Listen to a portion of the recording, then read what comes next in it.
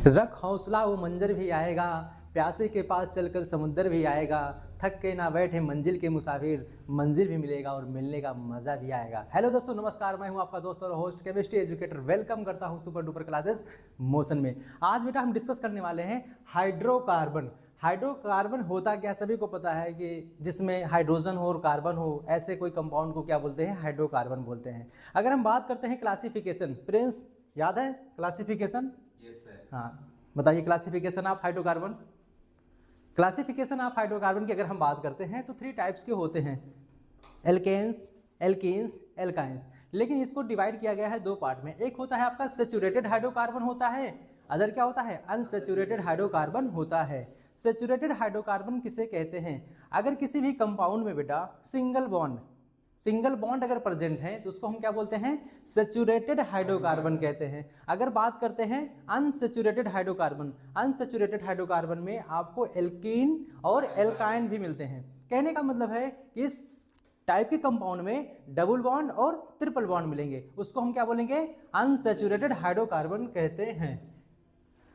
I hope समझ में आ गया होगा। अगर हम बात करते हैं सैचुरेटेड हाइड्रोकार्बन, अनसैचुरेटेड हाइड्रोकार्बन, और यहाँ पे लिखा गया है एरोमेटिक कंपाउंड। अभी हम बाद में डिस्कस करते हैं एरोमेटिक कंपाउंड क्या होते हैं। तो पहले बात करते हैं सैचुरेटेड हाइड्रोकार्बन। सैचुरेटेड हाइड्रोकार्बन में क्या आता है, एल्केन भी आता है। अगर एल्केन हम कब कहते हैं, एक है साइक्लो एल्केन और एल्केन, दोनों में क्या डिफरेंस है? एल्केन जो होता है बेटा ओपन चेन स्ट्रक्चर अगर कहीं बना है, क्या है, ओपन चेन स्ट्रक्चर, तो वहाँ पे आप एल्केन टर्म यूज कर सकते हो। लेकिन कहीं भी अगर आपको साइक्लिक मिलता है, रिंग कंपाउंड मिलता है, तो वहां पे क्या यूज करना है, आपको साइक्लो एल्केन यूज करना है। ठीक है। ऐसे ही अनसैचुरेटेड हाइड्रोकार्बन क्या होता है, जिसमें एल्कीन्स आता है और क्या आता है, एल्काइंस। अगर हम बात करते हैं एरोमेटिक कंपाउंड जो होता है बेटा, इसका जो टर्म और कंडीशन है, आई थिंक आपको पढ़ाया गया है एरोमेटिक कंपाउंड के बारे में। ठीक है। जो एरोमेटिक कंपाउंड होता है आपका, एरोमेटिक कंपाउंड में आपने देखा था कि 3 कंडीशन था बेटा। कितने कंडीशन है? 3 कंडीशन। पहला कंडीशन होता है कि एरोमेटिक कंपाउंड जो होता है वो साइक्लिक स्ट्रक्चर होना चाहिए। कैसा होना चाहिए? साइक्लिक स्ट्रक्चर होना चाहिए। ठीक है। सेकंड होता है कंडीशन, प्लेनर स्ट्रक्चर होना चाहिए। क्या होना चाहिए? प्लेनर स्ट्रक्चर होना चाहिए। अच्छा, प्लेनर कंपाउंड हम क्या बोलते हैं बताइए? अगर किसी भी कंपाउंड में सभी कार्बन के पास, सभी एटम के पास क्या है, sp2 हाइड्रेशन है, तो उसको हम क्या कहते हैं, प्लेनर स्ट्रक्चर कहते हैं। थर्ड पॉइंट जो है, कोई बताएगा थर्ड पॉइंट क्या है? थर्ड पॉइंट बेटा है आपका, थर्ड पॉइंट है साइक्लिक स्ट्रक्चर होना चाहिए, प्लेनर स्ट्रक्चर होना चाहिए और कंप्लीट कॉन्जुगेशन होना चाहिए। क्या होना चाहिए? कंप्लीट कॉन्जुगेशन अगर हो रहा है किसी भी कंपाउंड में बेटा, तो उसको हम क्या बोल सकते हैं, क्या बोल सकते हैं, एरोमेटिक कंपाउंड बोल सकते हैं। कंप्लीट कॉन्जुगेशन होना चाहिए, कंप्लीट बेटा कॉन्जुगेशन होना चाहिए। ठीक है। अब इसके अलावा लास्ट जो पॉइंट है, सबसे इंपॉर्टेंट पॉइंट है, क्या है, सबसे इंपॉर्टेंट पॉइंट बेटा क्या है, याद रखना। जो लास्ट पॉइंट है, फोर्थ पॉइंट कहता है कि एरोमेटिक कंपाउंड हम उन्हीं को बोलेंगे जो हकल्स रूल को फॉलो करता है। हकल्स रूल क्या होता है? हकल्स रूल एक साइंटिस्ट थे, उन्होंने एक रूल दिया है जिसको हम क्या कहते हैं, हकल्स रूल कहते हैं। उन्होंने बोला कि किसी भी कंपाउंड के पास 4n+2 अगर पाई इलेक्ट्रॉन है, क्या है, 4n+2 पाई इलेक्ट्रॉन है, तो उसको हम क्या कहते हैं, हकल्स रूल कहते हैं। अब यहाँ पे n का जो नंबर है वो चेंज होता रहता है। अगर n इक्वल टू रखते हैं 1, क्या रखेंगे बेटा, n इक्वल टू क्या रखेंगे, 1, तो इसमें पाई इलेक्ट्रॉन कितने आएंगे बताइए?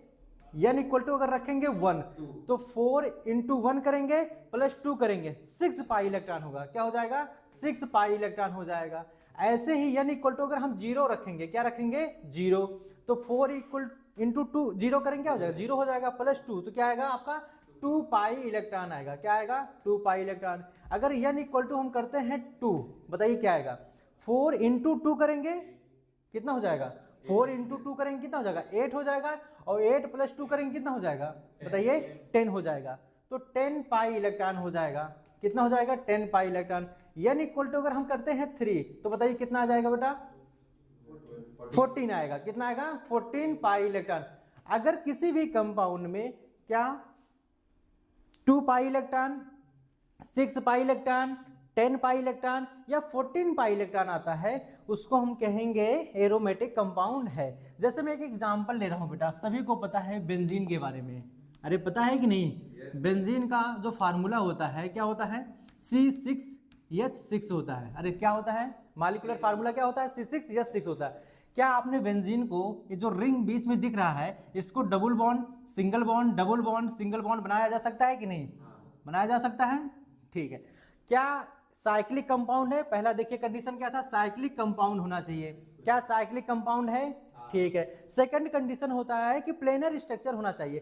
प्लेनर कहने का मतलब है कि सभी कार्बन पे sp2 क्या होना चाहिए? हाइब्रिडेशन होना चाहिए। सभी कार्बन पे चेक कीजिए क्या sp2 है बेटा, चेक कीजिए। देखिए यहां इस कार्बन की बात करेंगे तो 1 सिग्मा यहाँ पे, 1 सिग्मा यहाँ पे, 1 सिग्मा हाइड्रोजन से कनेक्ट होगा, तो कितने सिग्मा बॉन्ड हो जाएंगे? 3 सिग्मा और 0 लोन पेयर, तो क्या आ जाएगा बेटा? sp2 हो जाएगा। तो सभी कार्बन पे क्या है? sp2 कार्बन है। देखिए सभी कार्बन पे क्या है? sp2। सभी कार्बन पे क्या है? sp2।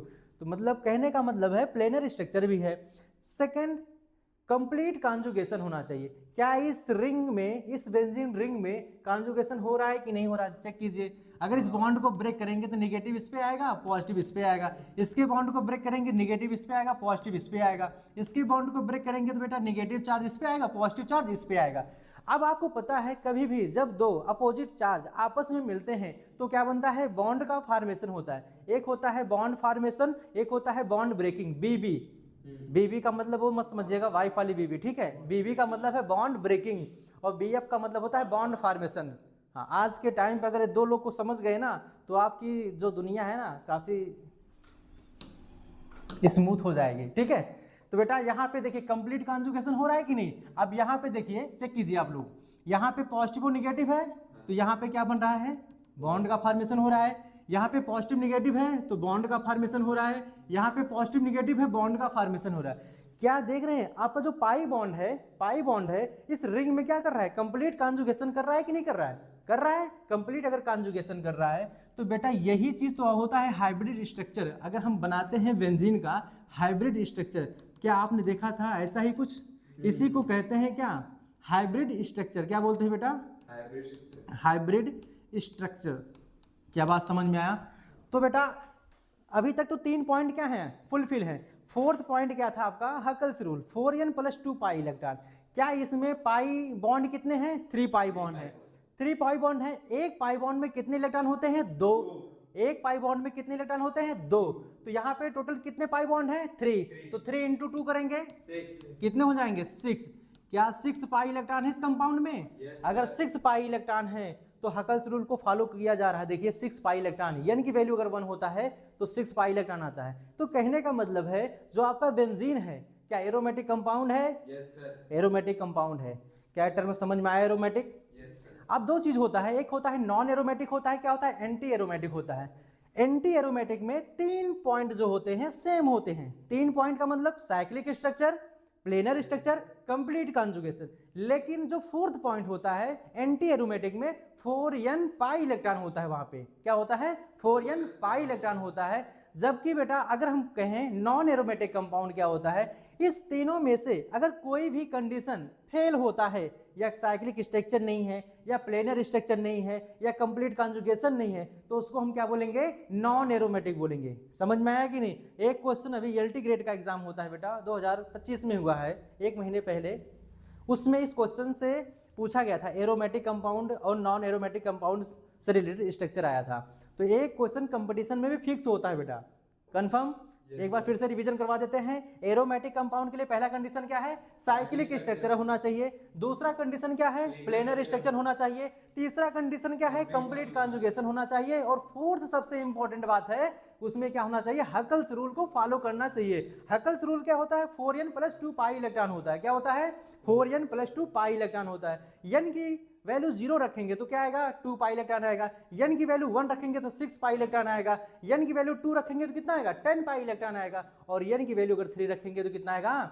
14 पाई इलेक्ट्रॉन आएगा। कहने का मतलब बेटा 4 का ही डिफरेंस आ रहा है। अरे सही है कि नहीं? 14 में 4 ऐड करेंगे कितना आ जाएगा? 18 पाई इलेक्ट्रॉन आ जाएगा। तो कहने का मतलब डिफरेंस कितना आ रहा है?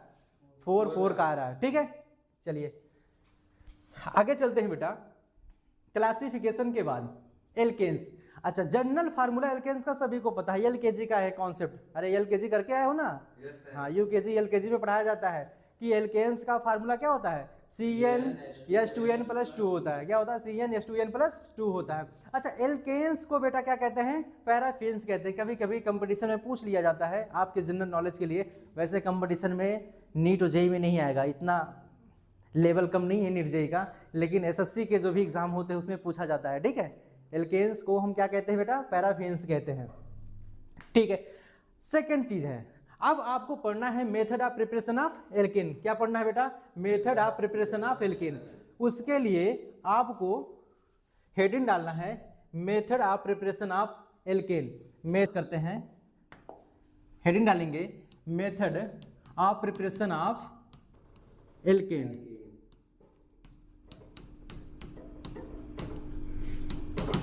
Method of preparation of alkene. पहला पॉइंट लिखेंगे बेटा, फ्रॉम अनसैचुरेटेड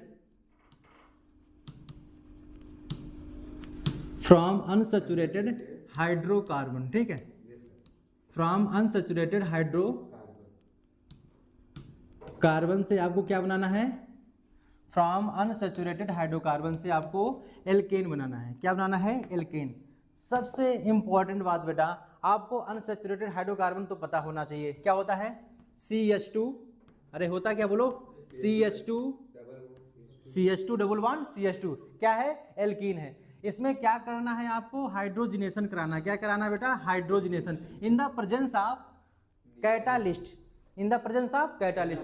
कैटालिस्ट क्या यूज कर सकते हो बेटा? बताओ। निकिल ले सकते हो, पीटी ले सकते हो, प्लेटिनम ले सकते हो, साथ में पीडी ले सकते हो। क्या ले सकते हो? इसमें से कुछ भी आप कैटालिस्ट यूज कर सकते हो। निकिल ले सकते हो, प्लेटिनम ले सकते हो और पीडी ले सकते हो। ठीक है, अब देखिए इस टर्म को कहते हैं hydrogenation, addition of hydrogen. Addition of hydrogen हो रहा है। इसके एक बॉन्ड को ब्रेक करेंगे, एक हाइड्रोजन को इस साइड लगा दीजिएगा, एक हाइड्रोजन को इस साइड लगा देंगे, तो क्या बन जाएगा बताओ? CH3 single bond CH3। क्या इसको हम एल्कीन कहते हैं? Yes sir. क्या बोलेंगे? एल्कीन। एल्कीन से क्या बन गया? एल्केन बन गया। क्या बन गया बेटा?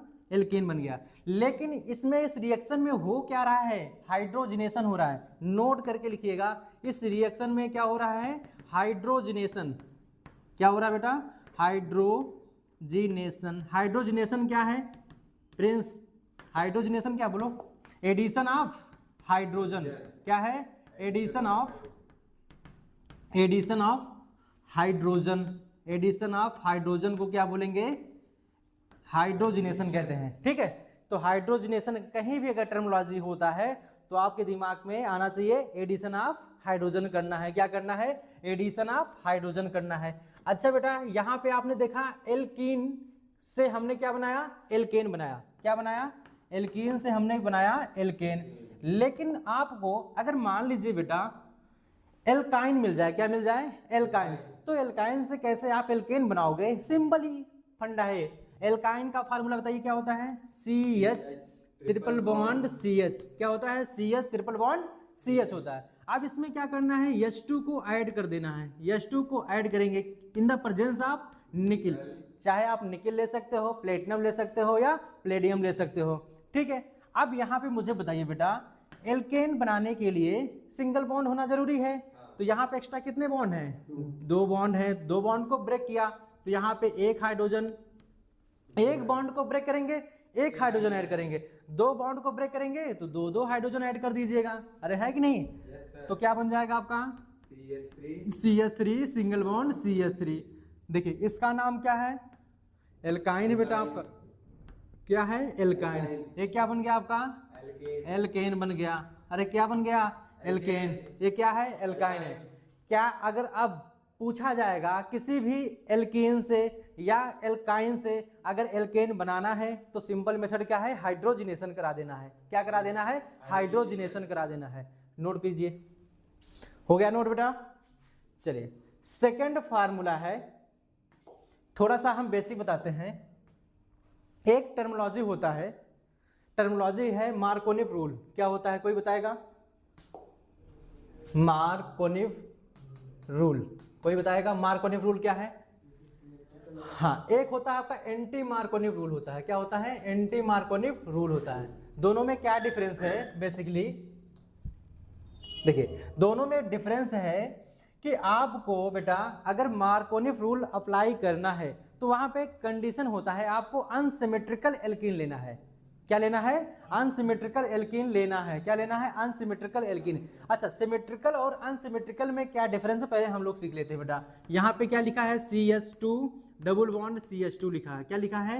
CH2 डबल बॉन्ड CH2 लिखा है। यहाँ पे लिखा है CH3 CH double bond CH2 लिखा है। क्या लिखा है? CH3 CH double bond CH2। अगर इस दोनों एग्जाम्पल में पूछूं बेटा कौन सा सैचुरेटेड है कौन सा अनसैचुरेटेड है, क्या बताओगे?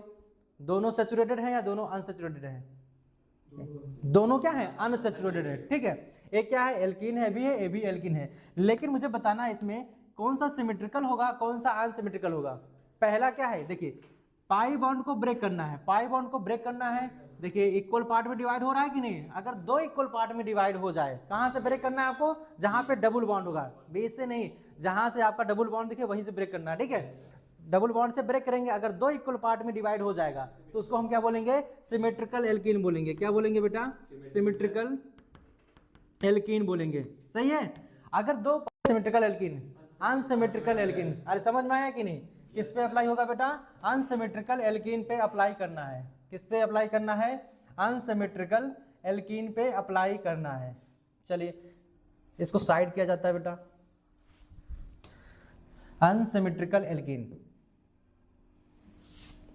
चलिए एग्जाम्पल लेते हैं बेटा अनसिमेट्रिकल एल्कीन का। मान लीजिए आपका एग्जाम्पल क्या है? CH3 CH डबल बॉन्ड क्या है आपका? CH2 है। क्या है? CH2 है। और इसमें ऐड करना क्या है? HX। क्या ऐड करना है? HX को ऐड करना है। यहाँ पे X का मतलब क्या है? हेलोजन है। क्या है? हेलोजन है। ठीक है, अब देखिए इसके अगर बॉन्ड को ब्रेक करेंगे HX, H पे आएगा पॉजिटिव, X पे आएगा नेगेटिव। सही है। चलिए यहाँ पे क्या ग्रुप लगा है? एल्काइल ग्रुप लगा है। क्या है? एल्काइल। एल्काइल जो ग्रुप होता है वो प्लस आई इफेक्ट शो करता है। प्लस आई इफेक्ट को क्या बोलते हैं? इंडक्टिव इफेक्ट कहते हैं। क्या कहते हैं? प्लस आई इफेक्ट को क्या बोलेंगे बेटा? Inductive effect. जो प्लस आई इफेक्ट होता है वो इलेक्ट्रॉन डोनेटिंग होता है या फिर इलेक्ट्रॉन विड्राइंग होता है? क्या होता है? प्लस आई इफेक्ट जो होता है बेटा इलेक्ट्रॉन डोनेटिंग ग्रुप होता है। क्या होता है? इलेक्ट्रॉन डोनेटिंग ग्रुप होगा। याद रखना, जो माइनस आई इफेक्ट होता है उसको हम बोलते हैं इलेक्ट्रॉन विड्राइंग ग्रुप। ठीक है, और जो प्लस आई इफेक्ट होता है उसको हम क्या बोलते हैं? Electron donating group. आप ध्यान सुनिएगा, जीओसी में रिएक्शन का बहुत ज्यादा खेल बेटा। एक क्या करता है? इलेक्ट्रॉन को डोनेट करेगा। क्या करेगा? इलेक्ट्रॉन को डोनेट करेगा, पुश करेगा। इलेक्ट्रॉन को क्या करेगा? पुश करेगा। अरे अगर पुश करेगा तो इसके बॉन्ड को ब्रेक करेंगे तो निगेटिव चार्ज किधर आएगा? इस साइड आएगा, किस साइड आएगा? इस साइड आएगा। किधर आएगा? इस साइड आएगा। इसमें क्या आएगा आपका? पॉजिटिव आएगा। क्या आएगा? पॉजिटिव आएगा। समझ में आया? ठीक है, अब बताइए यहाँ पे निगेटिव चार्ज है बेटा। क्या है? निगेटिव चार्ज है। यहाँ पे पॉजिटिव चार्ज है। और निगेटिव को कौन पसंद है? जैसे आप लोग को क्या पसंद है पता है, लेकिन यहाँ पे निगेटिव को कौन पसंद है? पॉजिटिव। और पॉजिटिव को कौन पसंद है? निगेटिव। तो बेटा जो निगेटिव है वो कहाँ जाकर अटैक करेगा? इस कार्बन पे। और पॉजिटिव वाला कहाँ अटैक करेगा? इस कार्बन पे। तो आपका प्रोडक्ट क्या बन जाएगा? बोलिए CH3 क्या बन जाएगा? CH3 CH, यहाँ पे क्या आ जाएगा? CH3, और नीचे क्या लग जाएगा? हेलोजन। हेलोजन। अब हेलोजन बेटा कुछ भी ले सकते हो, Cl हो सकता है, फ्लोरीन हो सकता है, क्लोरीन हो सकता है, ब्रोमीन हो सकता है, आयोडीन, XYZ बहुत है। ठीक है, हेलोजन तो आप कुछ भी ले सकते हो। इसको हमने क्या बोला? मार्कोनिव रूल बोला। लेकिन एंटी मार्कोनिव रूल में क्या होता है बेटा? जस्ट इसी का अपोजिट कर देंगे। क्या करेंगे? वहां पर एंटी मार्कोनिव रूल में हम क्या करते हैं? पर ऑक्साइड लेते हैं। क्या लेते हैं बेटा? पर ऑक्साइड लेंगे। अगर रिएक्शन पे क्या है? पर ऑक्साइड लिखा है तो वहां पे एंटी मार्कोनिव रूल लगाना है। अब यहाँ पे एक चीज आपने नोट किया, जो नेगेटिव पार्ट होता है वो कार्बन के किस पार्ट पे लगता है? डबल बॉन्ड के, जहां पे हाइड्रोजन कम होता है। देखिए डबल बॉन्ड यहाँ है और इसके दोनों साइड क्या है? कार्बन है। तो इधर हाइड्रोजन कितने हैं? 1 है। इस साइड हाइड्रोजन कितने हैं? 2 है। तो निगेटिव पार्ट वहां अटैच होगा जहां पर कार्बन के पास कम हाइड्रोजन होते हैं। याद रखना, मार्कोनी रूल में जो निगेटिव पार्ट होता है वो कहां ऐड होगा? जहां पे मिनिमम हाइड्रोजन होंगे। क्या होगा बेटा? मिनिमम हाइड्रोजन होगा। क्या होगा?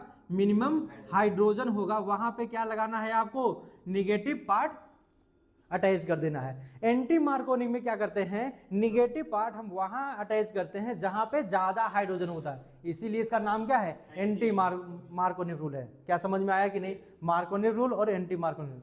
मिलते हैं नेक्स्ट वीडियो में, तब तक के लिए जय हिंद जय भारत।